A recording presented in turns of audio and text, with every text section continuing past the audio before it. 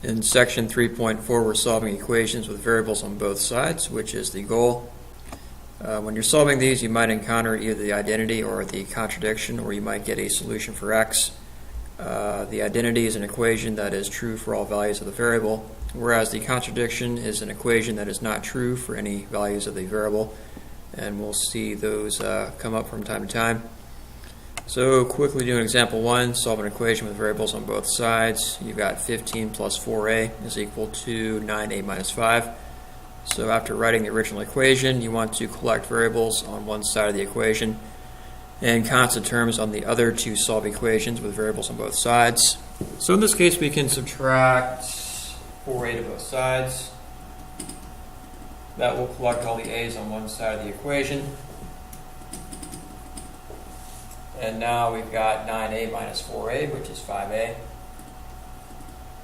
The 4a is on the left-hand side. Out of inverses equals 0. 15 and 0 is 15. So now we've got a two-step equation of 15 is equal to 5a minus 5. And now you can add 5 to both sides of the equation to get rid of the negative 5.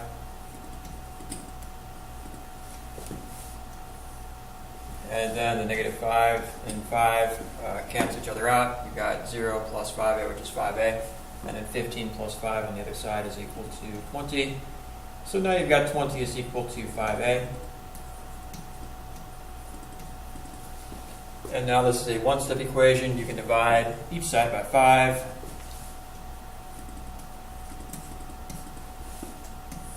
And now you've got a is equal to 20 over 5, and if you simplify that, you do get 4. So the value of a is 4, which is your solution. You can plug that back into the original equation and see if it works. So plug in 4 for a, make that substitution. 4 times 4 is 16, and 9 times 4 is 36. And then if you take 15 plus 16, you do get 31. And 36 minus 5 is 31. So the solution is check. So a is definitely equal to 4. Moving on to example 2. Sometimes you have to use the law of distribution. As in this case, you've got 4t minus 12 is equal to 6 times t plus 3. So just going through, distribute your 6 through the quantity of t plus 3. And you get 6t plus 18. And then now we want to collect the like terms on both sides, so we can subtract 4t to both sides of the equation.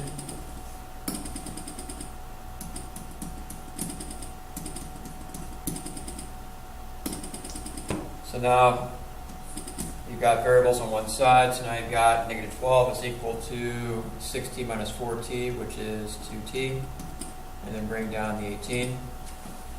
And now we can subtract 18 from both sides of the equation. And now we get 2t is equal to negative 30. And then divide each side by 2.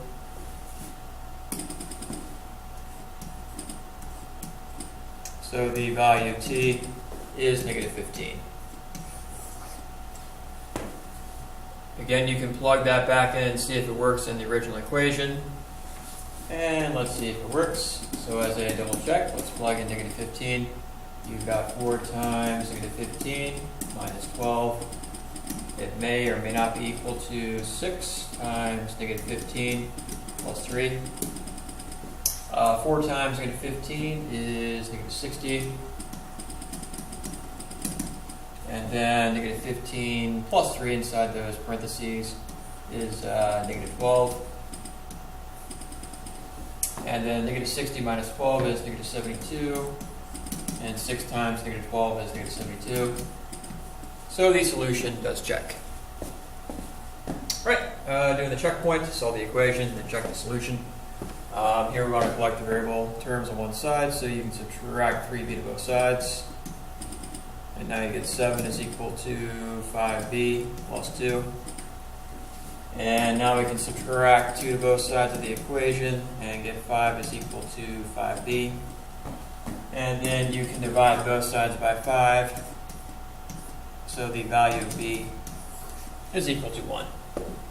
Again, you can plug that back in and see if it works. I'm just going to do a mental check on that. If you plug in 1 for b, you get 3 times 1, which is 3, plus 7 is 10. 8 times 1 is 8. 8 plus 2 is 10, so 10 does equal 10, so that checks. Number 2, distribute your 3/4 using law of distribution. You now get 6d minus 6 is equal to 3/4 times 4 times d, in which case we're going to get 3d. Plus, and then taking 3/4 times 8, you're going to get 24 over 4, which is 6. And now we can combine like terms, subtracting 3d to both sides. You now get 3d minus 6 is equal to 6. And now we can add 6 to both sides of the equation and get 3d is equal to 12. And then finally solving for d, you can divide both sides by 3. So the value of d is got to be 4. Again, you can plug that back in and see if it works. Just doing a mental check. 6 times 4 is 24. 24 minus 6 is 18. So 18 will be on one side of the equation. And then plug in 4 for d. On the other side, 4 times 4 is 16. And then 16 plus 8 is going to be 24. And then 3/4 of 24 is 18. So the solution does check. So d is definitely equal to 4.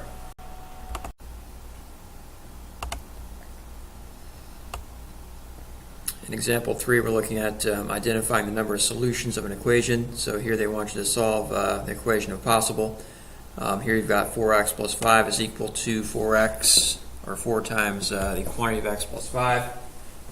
So you can go through and distribute the 4 first. So on the right-hand side of the equation, you've got 4x plus 20 after you make that distribution. If you take a look, the equation 4x plus 5 equals 4x plus 20 is not true. Because the number 4x cannot equal to 5 more than itself, and 20 more than itself, so the equation has no solution. In the event that you don't realize that and you're solving it, I'll do some scratch work over here. If you subtract 4x to both sides, note that the x's will cancel out and you'll get 5 is equal to 20, which does not make any sense, so that is a contradiction. There is no solution for that one. If you take a look at the next one, 6x minus 3 is equal to 3 times the quantity of 2x minus 1. You can go through and distribute the 3 and get 6x minus 3. And since the statement 6x minus 3 is equal to 6x minus 3 is true for all values of x, so the equation is an identity.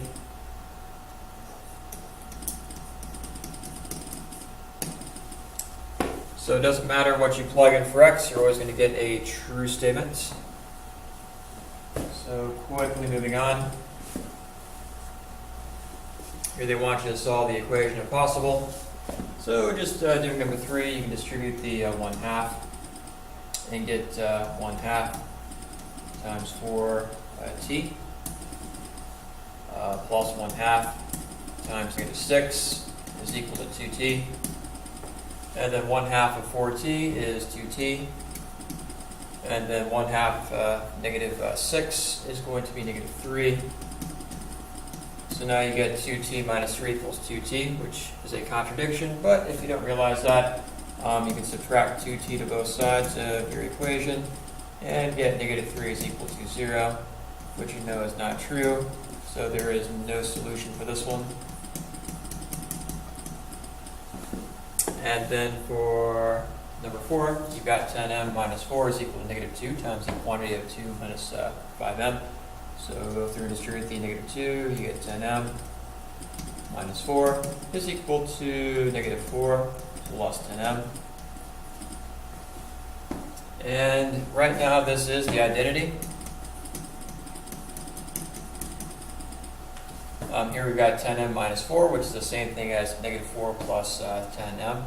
If you don't realize that, and try to combine your like terms to one side with the variable m, the 10m's will cancel out, and you'll get negative 4 is equal to negative 4, which is true, so it is the identity. So, here are the 5 steps for solving linear equations. Use the distributive property to remove any grouping symbols. If there is no grouping symbols, you can move on to step number 2 and simplify the expression on each side of the equation. And then use the properties of equality to collect the variable terms on one side of the equation and the constant terms on the other side of the equation, which will reduce down to a one-step equation. And then use the properties of equality to solve for the variable. And then don't forget to check your solution in the original problem.